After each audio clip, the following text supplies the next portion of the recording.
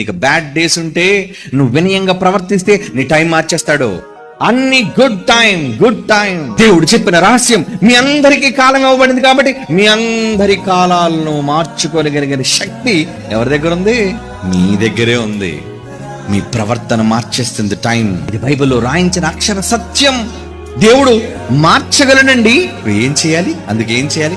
నీకు ఇవ్వబడిన కాలములో నీ టైంను వేస్ట్ చెయ్యకుండా ఏం చేయాలి తెలుసా? దేవుడు ఇచ్చిన కాలమానాన్ని సద్వినియోగపరుచుకోండి. మంచిగా దేవుని పనులలో ఉపయోగించుకోండి. దేవుని పట్ల భయభక్తులు కలిగి ఉండండి.